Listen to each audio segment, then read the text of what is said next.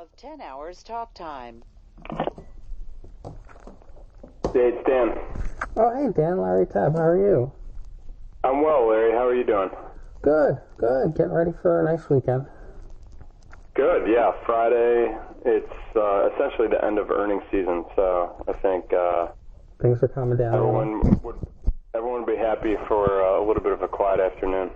Yeah, exactly, and a nice one where the market is rallying to some for some. Well, the jobs number was good, but the valuations are just insane. So. Yeah. Yep. Just keep the party going. Exactly. Good jobs report. Wage inflation wasn't really there. You have a Pfizer pill out there. COVID's essentially done. Yeah, it's good news. And rate hike expectations aren't moving, so it's sort of it's kind of right down the middle of the fairway. Yeah. And I don't know, it's enough to just kind of keep this moving, equities going. Yeah, at least good enough to keep a Friday afternoon going. That's for sure. Yeah, well, take it for now. Exactly. So thanks for helping us here. Kick it off. Looking at the trading business, what do you think are the most important issues, that face your business these days?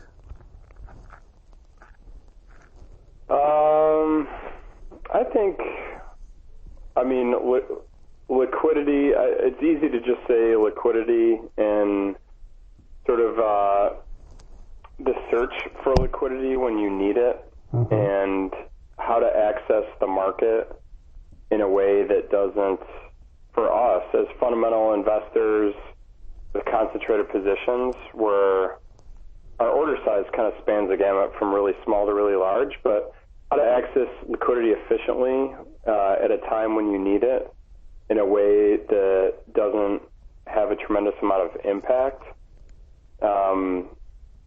and like who to partner with, either electronically or in a more traditional kind of high-touch block trading capacity, and how to evaluate the performance of everyone involved, how to accurately benchmark what your expected costs are, and then how to kind of accurately benchmark your realized cost against expected to understand who's adding value, either individual traders or algorithms or other trading counterparties in the block capacity. I think those are what I feel like I'm spending a lot of time on. Yeah. It used to be, before the Virtu acquisition, that ITG Ace was kind of the tool. Are they still kind of the action in that space in terms of pre-trade expectations? Yeah, they are. I think the pre-trade impact models are pretty commoditized at this point. I think you could consume it from Virtu, which we do, or there's a long list of other, providers, brokers, that have a model that you can consume that's probably pretty accurate. You can get it from Bloomberg, obviously. And I think Virtu, the ACE, like the post-trade aspect to it, I think is what adds value.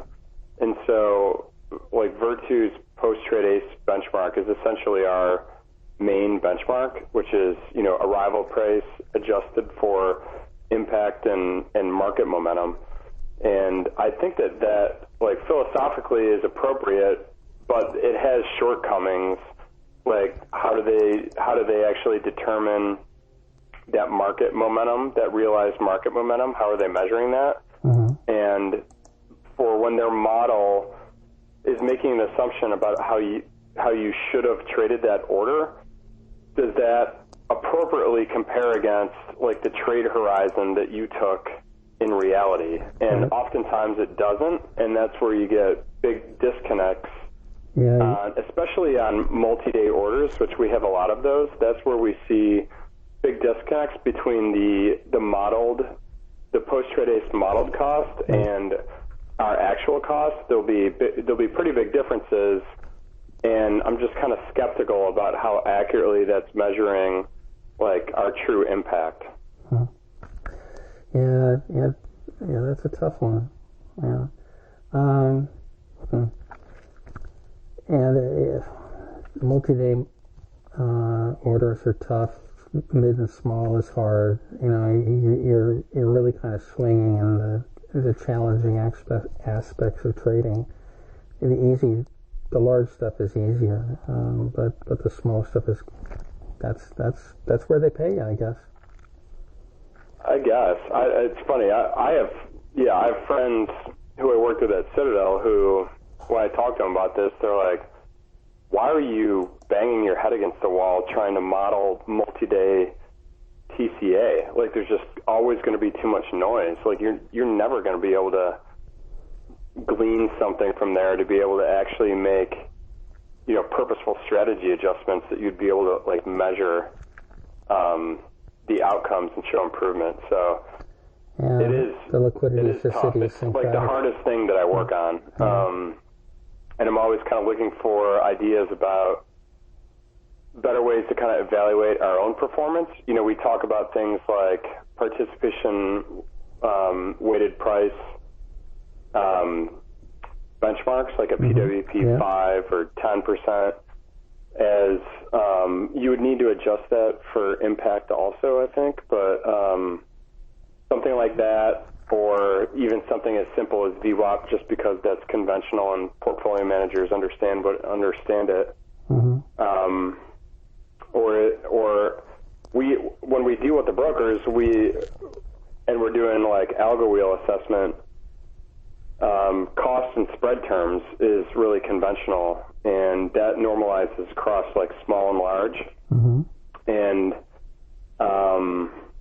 so that is one thing that we look at also, and that's not as the portfolio managers, that's not as intuitive to them. But if I'm missing the benchmark by 1 basis point, but our average spread, bid-ask spread that we're trading for all of our orders is 6 basis points, then what are we talking about here? Right, like, it's not. Yeah. And so that's one way that we're trying to frame it. We're also focusing on median costs rather than averages, just because averages are so swayed by outliers, and when you have we have that outlier effect in our data, just because we have big chunky orders. So 1 or 2 good or bad trades can really kind of swing your outcomes over the course of a quarter, and so that's appropriate when you're trying to think about realized slippage and P&L, but it's not really the best way to think about how predictable those costs are moving forward. So I think focusing on median is something that we've started to do, is that's more predictive of what's going to happen in the future, and our median costs have improved, so we think that tells a positive story.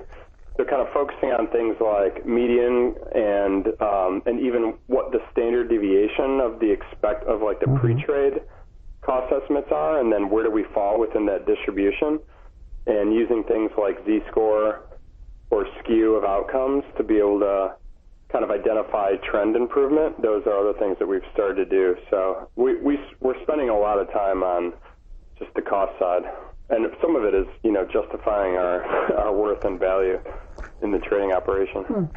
That seems like something that we should get into next year, because we haven't really done going into, you know, the benchmarking side or the TCA side in depth for a couple of years. I think that'd probably be valuable. I would say another thing that maybe you could help with too, and this is, you know, ITG has always tried to do this, but the peer analysis. So they kind of you know, they promote like their peer, you know, how large their market share is on the buy side, and as being a TCA vendor, and so comparing against what your peers, like costs that your peers are exhibiting on similar orders, like, could be valuable as another comparison. And, you know, I'm not that comfortable with how they do it, and we always kind of get the data in a lag on a quarterly basis, so I haven't found a way to really weave that into the story, but it would be, I think, well received if you had a good way of comparing yourself against similar types of institutions, like Fundamental, for example, and seeing what kind of costs they're experiencing on similar type of orders. Right. Just to understand if you're kind of out of whack or showing trend improvement in that regard as well.